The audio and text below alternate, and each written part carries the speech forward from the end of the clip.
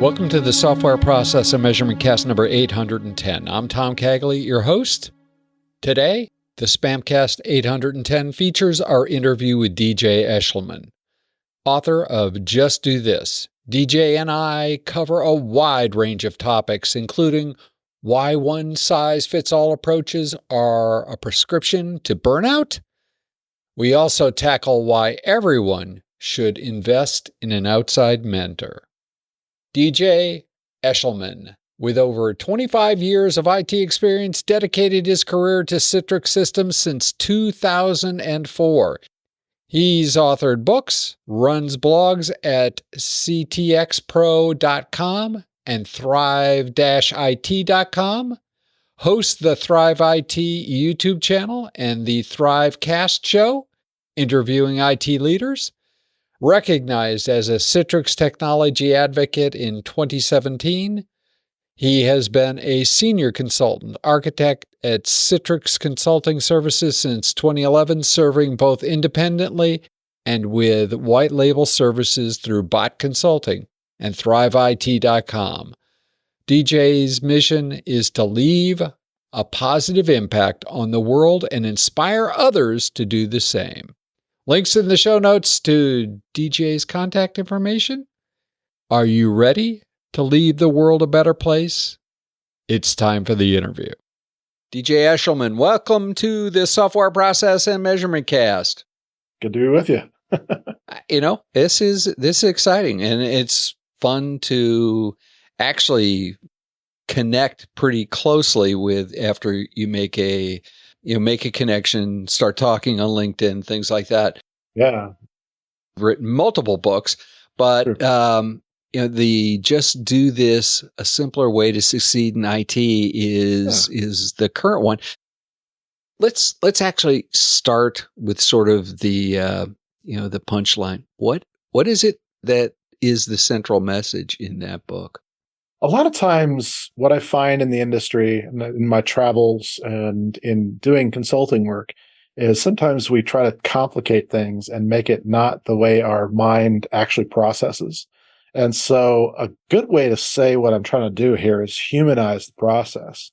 And so really what I try to do in this book is make it so that A, we can understand what a methodology is and how to follow it, but B, kind of exposing some of the things that a lot of people don't know are going on behind the scenes in information technology so that they can see what they can go towards as a career, what kind of things they need to know to get there, or even sometimes just to understand how the other people work.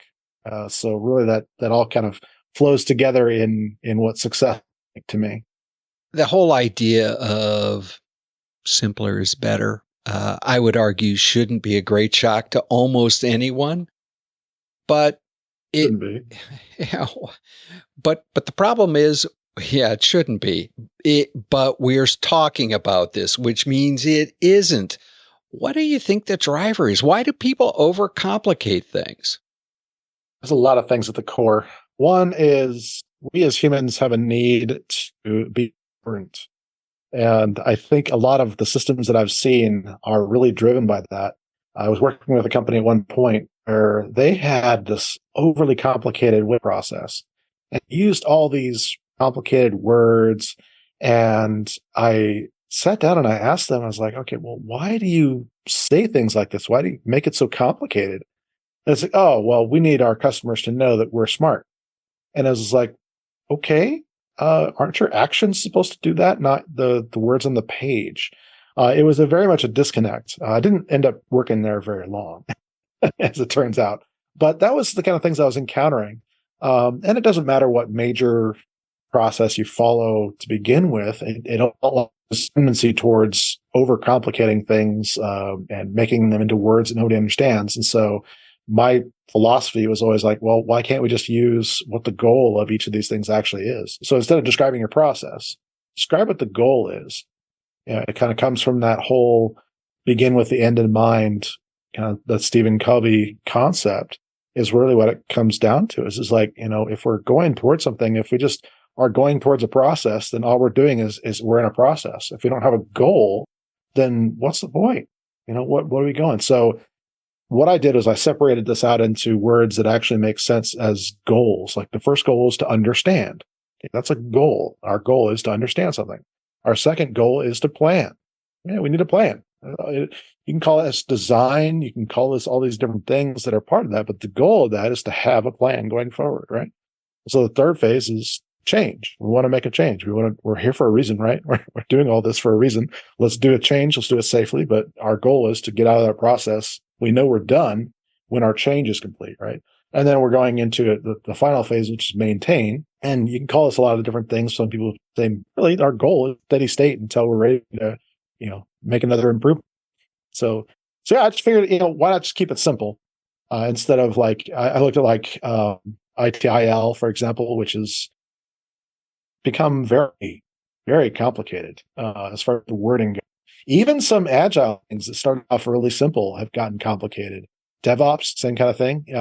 You've seen some very overly verbose things that are going on in that process, and you're losing track of what's important. So yeah, I don't have a good reason as to why universally they all do that, but I think it all stems from that need to be important or need to sound smart. And that's to be the common theme with all these. Or differentiation, right? So, I mean, if we just use sort of the trajectory of Agile, the manifesto was pretty simple.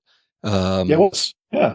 Then we had XP, then we had Scrum, and all of those parts, all of them were different. There's a guy I talked to several years ago, Carl Scotland, brilliant guy, Kanban guy. But it's like his argument was, well, it's good that we have 500 or 600 different versions of Kanban with all different words. And I don't know, 10 years later, I'm still scratching my head over that one.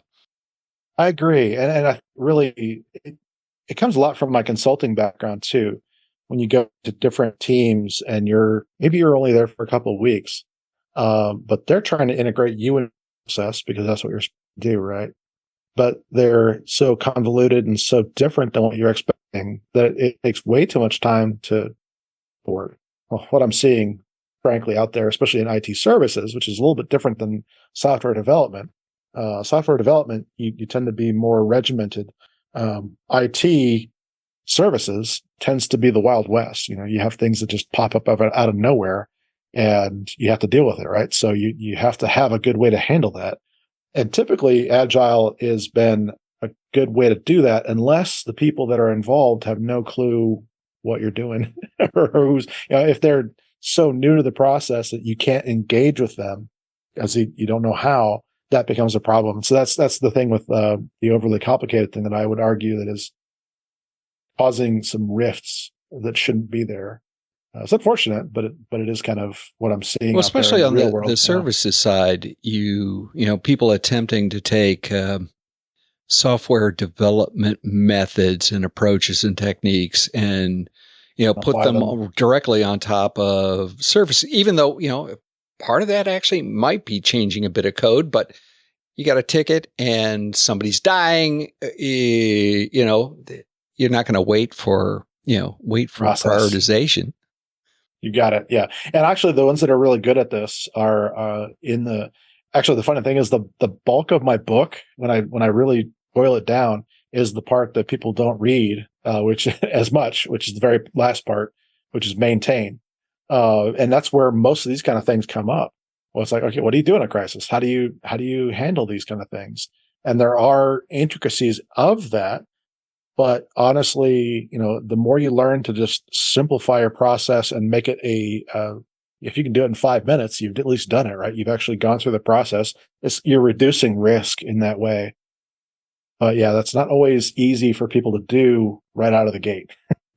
For sure. I've been thinking about organizational design a lot lately. How much of this complexity, especially this self-inflicted complexity, is just poor organizational design? I'm laughing because I just got off a coaching call before this, and that really was the gist of the person's drama, was that they were just very lost in a process that just had very little to do with moving anybody forward and was always talking about what was behind, and that's fine to a degree. You need to have these things like status updates and things like that. But I find a lot of these, overly designed things are a lot of times driven by, an initial goal that's good, right? There's a humanistic, let's make this better. I'm a big fan of anything that makes the world a better place, right? So I always want to moving forward. Okay, let's make this better organizational design, for a good purpose. Let's try and work less and enjoy life more. It's like one of those processes that comes up, right? The thing is you get lost in the weed. I have a little bit of just enough of a psychology background to understand some of these things and how they work, and where I will just get lost in doing things because the doing of things feels good, right? And you get that endorphin release. And so you feel a sense of accomplishment. Even though you haven't met a goal, you still feel a sense of accomplishment. Well, if you stack too many of those things up, then you don't actually get to the point of accomplishing a goal because now you've lost those endorphins along the way, and achieving the goal doesn't give you the same thing you've been getting along the way. And so I think just from a raw humanistic standpoint, I think that's a big part of it. But I mean, a lot of it, if they're not asking the question like, why is this important? Why is this important? Does this move us forward? If you're not asking those questions along the way, then that's usually what ends up happening, is we're just doing things because it feels good to do things. It becomes almost political in that way. Hey, at least we get to check the box. Yeah. I have a friend of a friend that is in a state legislature that is required by their party to put up a certain number of new things every session. And and the thing is like, why? That doesn't make any sense. Is that really my job? That sort of thing. And so you kind of get similar kind of things when it comes to these processes. Sometimes it's not as important as the person is thinking. If they want to have something done, they want to have that sense of I guess, accomplishment that they're contributing. Right. Where did your philosophy of simpler is better come from? Pain. Okay, I buy pain. It really is. It's like, oh my gosh. When I realized that there was a point, consulting career especially, where I found myself so far behind in the documentation and all that kind of stuff that really what it boiled down to is I was trying to be overly verbose in some areas and not in the right areas. And I mean, it's like, look, just say what you're trying to say, and I talked about the book. It's like kind of a magic paragraph where you just have a very straightforward way of saying something that's very structured. First, what the kind of the attention grabber is, and you're stating what the problem is, and then you say why that's bad. Then you give them a next step to do about it, what they should do. It's a straightforward, it's just a single sentence or like paragraph, right? Instead of being like explaining all these different things. And so once I figured out that, if I could just simplify it and make it consistent that way, then I can take several pages of work and make it into like, a page. And once I found it makes executives happier, okay. So there was certain things just like that, or just other things as well, where I just found that, if I overly complicate, which I tend to do, is just part of my personality, I have to fight that all the time, as someone who's an entrepreneur, as well as somebody who works in IT. My wife will tell you that I tend to become what I call a squirrelpreneur, where I complicate things so much that I just, chase after squirrels. There's a squirrel. Oh, there's a squirrel. And so I will do that in my business because I'm not simplifying things. It's a tendency that I have. So it's like, so a lot of this tends to be, I'm trying to remind myself not to be in a bad way as far as like overcomplicating things, but I need to remind myself to stay simple, because it's kind of like, the more you do, the less you get done. So how do you rein yourself back when you in essence become a squirrelpreneur? That's a great phrase, man. How do you rein yourself back? It's funny. Literally this morning, I was thinking about this, and I was like, how do I figure this out? And I realized literally, I just apply analogy to my life. Let's make this simple. Okay, just put this into a 4-step thing. Like where are you at with this process? Are you in a goal? Is your goal to understand this? Is your goal to make some action steps for yourself? Is your goal to actually do the work itself? Or is your goal to just keep this going? And really, when I apply that to myself, I kind of feel silly. Literally this morning, I happens all the time. I wake up with a business idea, and I was like, oh well, what can I do with this? And I was like, okay, well, yeah, that's kind of I'm kind of more in a understanding phase of that. So can I take action on that today? Well, probably not. That those kind of things come up where I just apply my own methodology to my own life. It actually does kind of work. It's strange, but it's true. So yeah, I think that's a big thing, is just kind of taking a step back outside of yourself. The other thing that I'll say that's actually really important is to have a coach and to have someone that you're able to consult with and have that. The analogy that I've often used is you have that Wilson on the other side of the fence that can see things and he can relay that back to you, relay that wisdom. So you may not even see them fully, but they're saying things you can't. They're able to give you wisdom because they can see around what you can't see. How did you come to the conclusion that a coach was an important component? Pain. We're back to that. Yeah, honestly, I think for me, it was not just in my business, but in my life. There was a point where I saw just a connection with someone else, and I asked them, it's like, what's been the key for your success? And he looked at things, and one of them was investing back into my own self and my business by investing in a coach. And so I looked into that, and then I ended up vetting a few and hiring one, and lo and behold, that changed almost everything for me. That really accelerated everything about how I was doing things, because now it wasn't just that I wasn't alone anymore. It was just that I had someone to kind of rein in my crazy a little bit as far as that goes, but also to say, have you considered this? Or tell me more about that, and forcing me to actually work through the process instead of just, doing.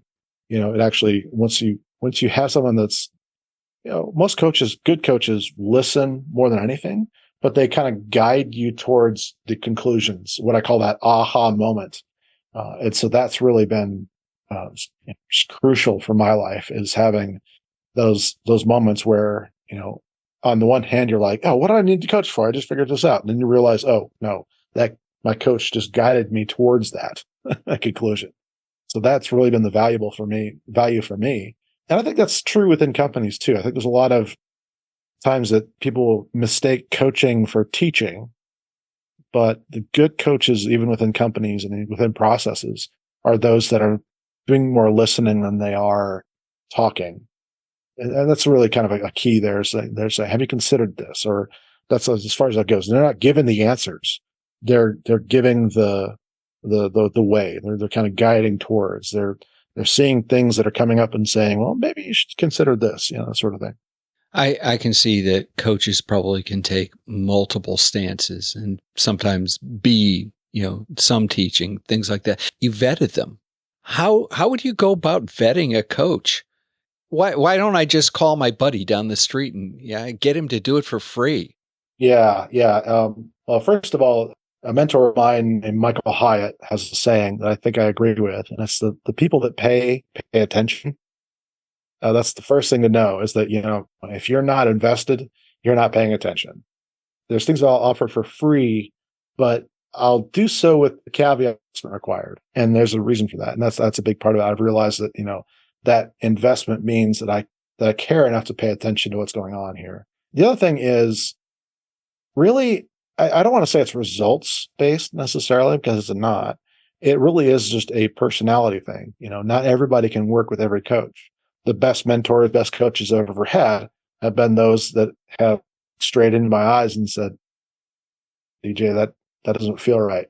Just to speak that a moment of doubt, or that moment of, well, what I see is this, or, some of the best things that have come out of that, has been like a pastor telling me that, he really sees me as somebody who's a lot of a teacher in that regards, and speaking that into my life, and that becoming, actually, God, I hadn't considered that, but I kind of do enjoy that aspect of life, and that has helped me form. So that are important, that you need to know, your tolerance for that.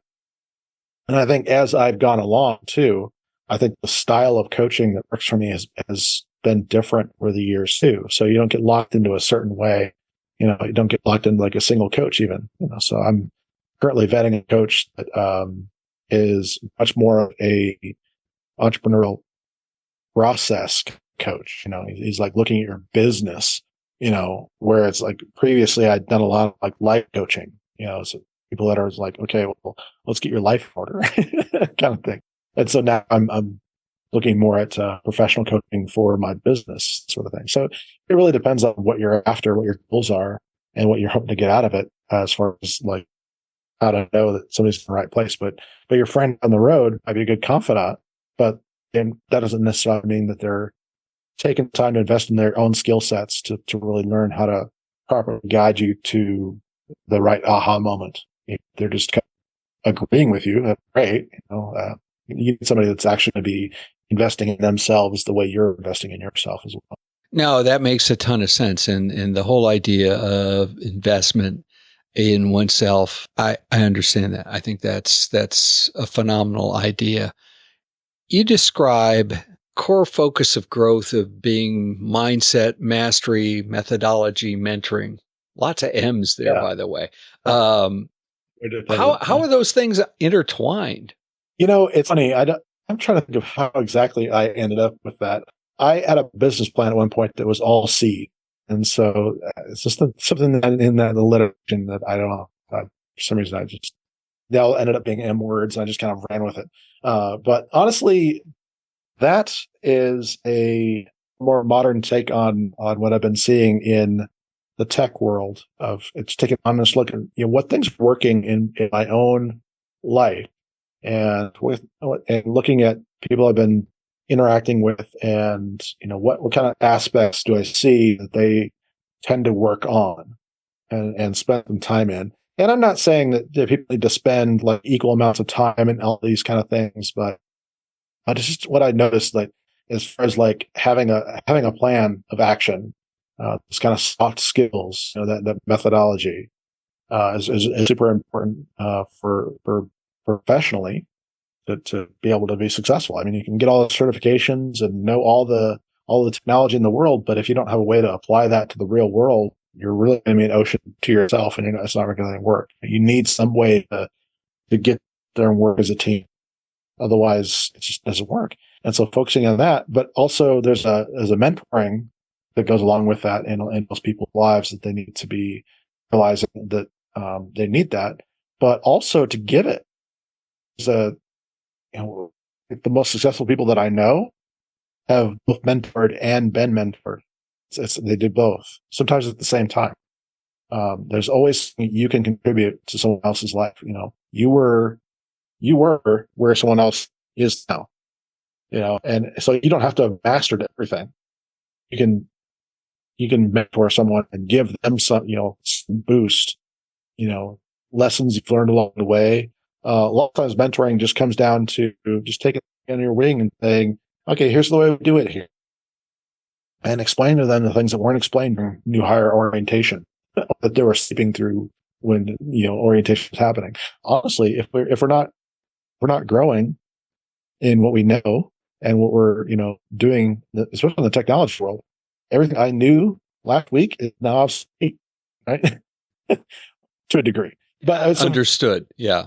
Yeah. We need to know, we need to have a system where we are always working on our mastery. And honestly, I think for a lot of people, it makes a lot of sense to have kind of a niche that you form a lot of mastery within. Not saying that's the only thing you should know, but a lot of times having something you're known for can really move forward. And so having that level of mastery of that technology is really important. And then obviously the mindset is in technology. I think the thing probably gets neglected the most. But if we don't really connect with why we're doing something, then it just becomes a job. I'm smiling to myself because I just got done doing an interview where this was a big factor of this. That mindset is, if you just do things to just earn a paycheck, that's fine. But that really is just a level of, just a hair above like slavery, like, of that level of, how much you care about it, just a hair above that. Well, to me, there are two levels even above that. I see things in 4 different quadrants as far as this goes. So I see things as far as like, you have just some things, just labor, things that you're just required to do, or you have no real inspiration toward whatsoever. Then you have the things that are just task driven. And this is where, unfortunately, a lot of people that are just got a job, they're just doing tasks. They're just doing things. They're just turning forward. There's no real development there. They're just doing what's necessary, and usually the bare minimum, to move them forward. And then there's those that live in the area of those talents they have. Those are the things that are really just come naturally to you. You sometimes feel guilty about how much quicker you can do a task than someone else because it came naturally to you. That's the talent. The thing about that is that once you kind of start living in those talents and you start investing in yourself, and those become more what I call the passion areas, which is the final quadrant. Once you're investing in those talents, so you become passions, then all of a sudden work becomes something that is enjoyable for you, and you're living within a purpose for doing things, connected with a why of doing that. And so now, instead of a job, you have more like a vocation, where it is something that you are living your life within, instead of just doing to do something else down the road or be able to do something else. Now you've connected with something. So for me, that became in the area of end user computing. I started off with a lot of people do, like an Active Directory and, Exchange and all these kind of things and all these databases and stuff like that. And found I was, with it. And end user computing, like Citrix, like what I'm most known for, is an area where I was able to take a use case and put into play and make some life better for it, make them able to work more effectively, make them work from home. I tell a story all the time of one of my first Citrix was at a clinic system where I was able to deploy a work from home technology. I didn't think much of it at the time. I was just like, okay, yeah, it's just like, why do you have to work from the office? I can help you work from home. It's like, it's part of the technology, right? It was easy for me, and I deployed that. And the next day, this physician's assistant came like running at me, like full speed, running right at me. And she just throws her arms around me and gives me the biggest hug. And she says, I got to tuck my kids in last night. In her life, what had happened is that she had been, having to be at work so long, finishing her charts for the day because she couldn't work from home, that by the time she was able to get home, the kids were in bed already. And so for her, that was connected. And so when I say mindset, a lot of times I'm saying connect with a why you're doing something. And that moment I'm describing was 20 years ago. Just straight up. It was like years ago. And it's still important to me today. That's still a why I connect with. That mindset drives me forward. I want to do things that leave the world better than I found it. And so if you don't connect with that, then you've got a gap in your life. And so these are the 4 key areas that I saw that were really kind of, if you neglect one too much, you start to tip over and you're out of balance. But if you can keep those all within balance, then you're able to move forward. So I take from that, take a number of things, but one of the things that occurred to me as you were going through that is that there seems to be a relation, right, between, sort of the personal side of growth and the professional side of growth.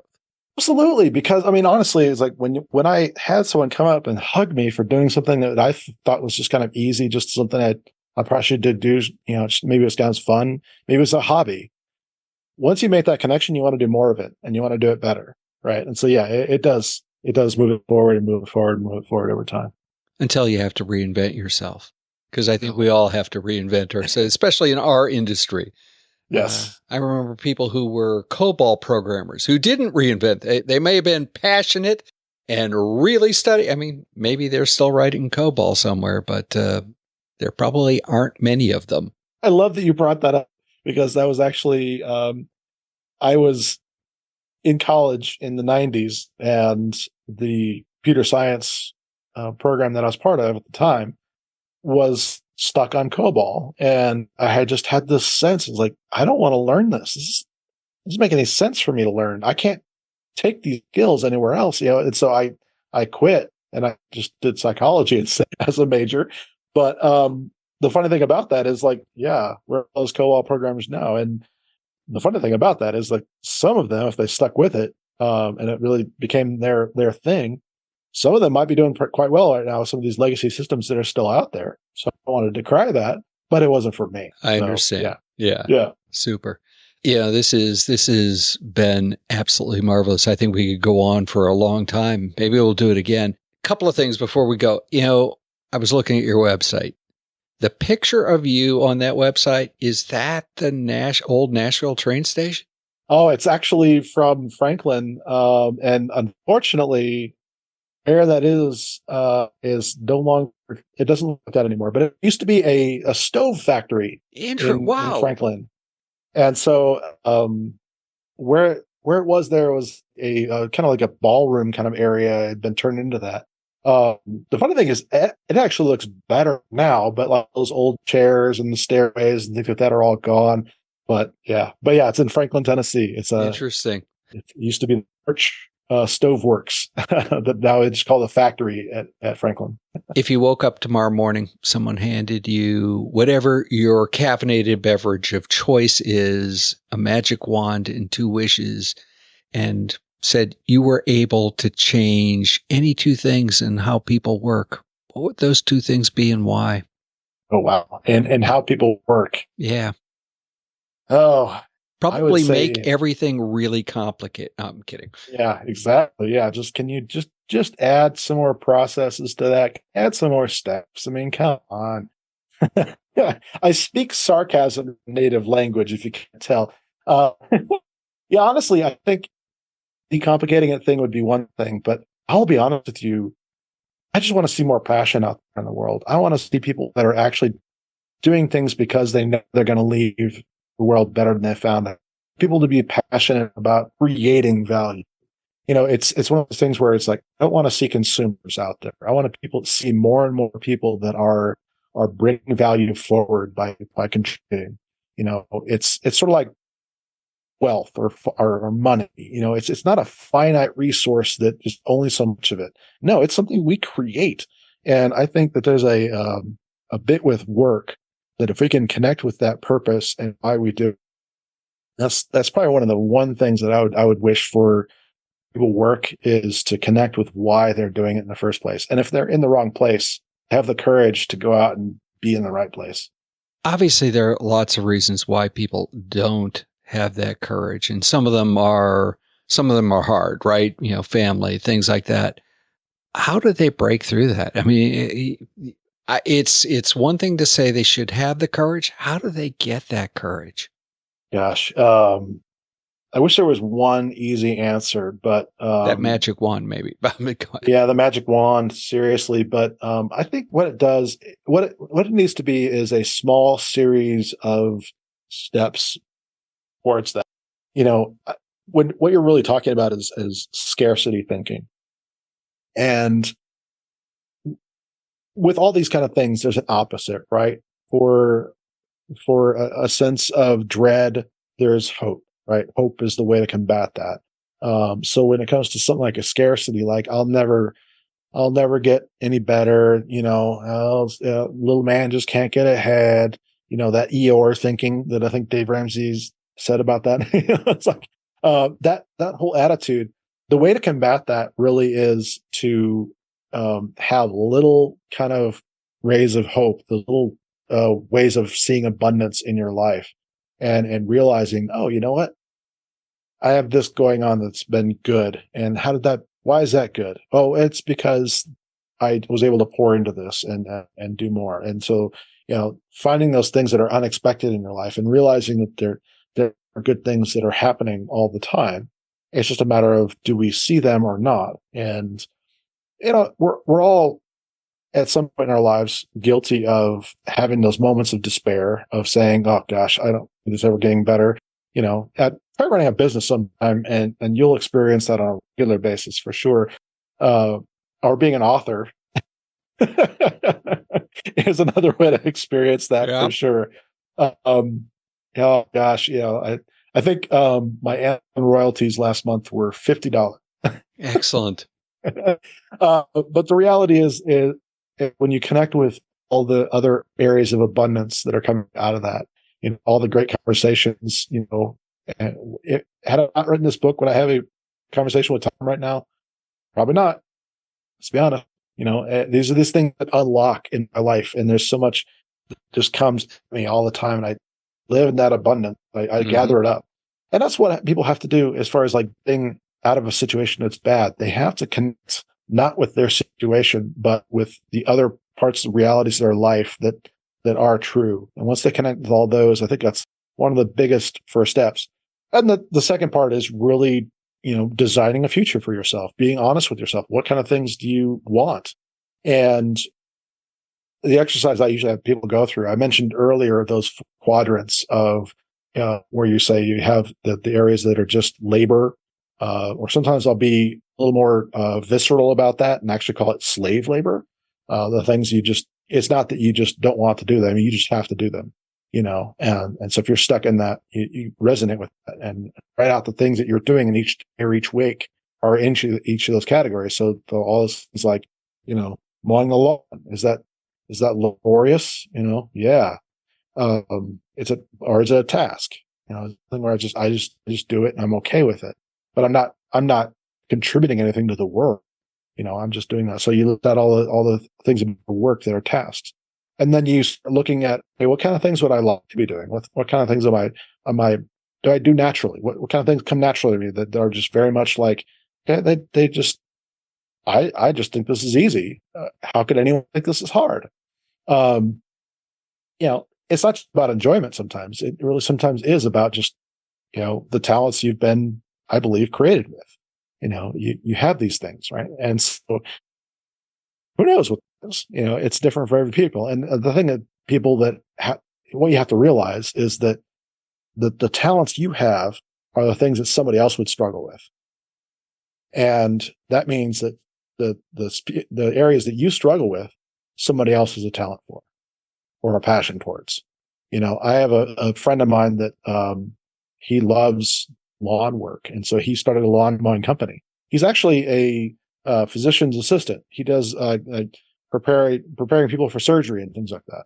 That's what he does for a living. But he also has a side job mowing people's yards and things like that. Things that I don't enjoy doing, he enjoys doing. And so he does that as a business.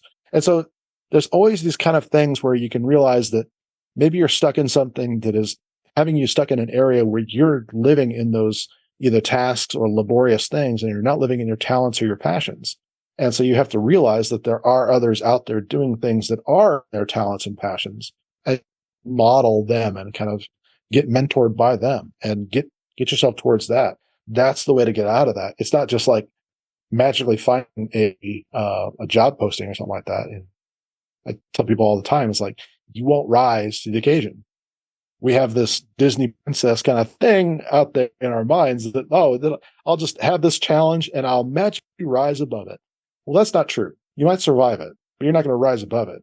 You're only going to rise to your level of preparedness. And so really getting yourself to that, building yourself up towards a place of being able to make a move in a job, for example, really becomes something where you have to build up to that. You can't just magically happen. Because if you're relying on that magical happening kind of moment, you're always going to be disappointed. That's just the way it is. And so living in abundance, though, it's amazing how much people need to listen to more of the Earl Nightingale tapes from back in the 50s and realize that it almost feels like it's attracted to you when it's something good. What it really is that you've just oriented yourself towards it, and you started to seek it out more, and so you're seeing more. In our modern days, we call this, being in touch with our reticular activating system on our brains. There's a filter mechanism. There's so much going on in the room around me right now. There's multiple lights, there's air, all these kind of things. And my reticular activating system is filtering those out and keeping me focused on top. So what's happening with all this now is that you can start realizing that you can basically program your reticular activating system to notice things you wouldn't notice. Another way to say this, like, let's say that I want to buy a car, a Lexus, for example, as the example I've used before. Or let's say I go in ahead and make that decision. I've looked on Consumer Reports. They're awesome. Okay, yeah. And now I'm seeing them everywhere. Were they just out of nowhere? How did this happen? Of course they did. They just appeared. Yeah, just boom, magic. Yeah. The same thing with, like, if you buy something, you'll start seeing it everywhere, and you're like, what? How did I miss this? It's that same reticular activating system that is programming itself down to look for things and notice, bring things to your attention, and it hasn't before. And so when it comes to, like, getting a better job, a lot of times what you need to do is connect with what your ideal job should be, or the next ideal job should be, to, like you said, reinvent yourself. And then all of a sudden you're letting your mind work at that point. You're letting what it feels like the universe, I guess you could say, but really what it is you have a brain that's this amazing differencing engine, and you're putting it to work for you without even realizing it. And so the more you can connect with the mentor and do all these things that are saying, okay, these are the talents that I want to focus on, boom, all of a sudden that's what you're seeing. So yeah, so that's usually my overly complicated advice to not easy systems. DJ Eshelman, how would people continue the conversation? How would they find out about you? How would they find out about just do this, a simpler way to succeed in IT? Easy ways to find me. I'm pretty easy to find on LinkedIn. You can just do LinkedIn/in/DJ Eshelman, or my site, djeshelman.com, or just thrive-it.com. The book itself, I do have a separate site for that. It's methodologybook.com. But what I'd probably say for your listeners, if you're interested in the book directly, I do have a special deal for your listeners as well, whether you're buying for yourself or for a team. You can just go to thrive-it.com/TOM23, TOM23. And basically what's going to happen there is we're bypassing Amazon. So we're bypassing the retail pricing, and you're just able to get those directly from me. And yeah, it's oddly enough, cutting out the middleman is good for both of us. So let's do it. All righty. I will have all of that in the show notes. DJ, as you know, I open up the platform at the end here for you to promote anything you'd like. This has been absolutely marvelous. I mean, you were the first person that actually gave a sort of a coaching seminar as part of their 2 questions. What the heck? That almost was a podcast in its own right. Phenomenal stuff. I mean, that's the argument for why you need a mentor or a coach, because let's face it, we're blind to a lot of those things. Someone can ask us the right questions to get into that kind of the right place. And, so again, if nothing else, and the rest of it was great, that was absolutely abjectly phenomenal. So the platform's yours to promote anything that you'd like. Honestly, the thing that we're going to be kind of doing more of, you mentioned the 4 M's, those, mentoring, methodology, mastery, and what did I leave out? Mindset. That's the problem with having 4 M's. But I love the 4 M's. Yeah. So we are actually doing more with YouTube in the coming months. And so I think that's probably where I'll be directing people a lot, is YouTube. And then eventually we'll have our own podcast. We're probably going to launch around January. But really, YouTube is a great source for connecting people with interviews and things like that we've done there. And so just thrive-it.com/YT. They'll take you directly to our YouTube channel. Super. We'll have that in the show notes also. DJ Eshelman, coach, author, all sorts of things. Thank you again. This has been absolutely marvelous. Great way, at least for me. I'm doing this on a Friday afternoon. This is a great way to seal the day, man. Right. I love that. I love being able to just pour myself into the things that I've gotten and just put them right back out in the world.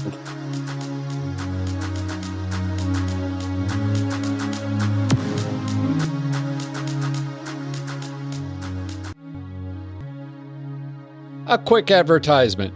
Learn to tame your work intake beast. Jeremy Willits and I are running 2 Mastering Work Intake cohorts over the next 3 months. Summer up here in the Northern Hemisphere, winter in the Southern Hemisphere. Learn to solve IT's dirtiest secret, work intake. Stop ignoring it. Start fixing it. The first cohort kicks off on May 31st. Still time to sign up.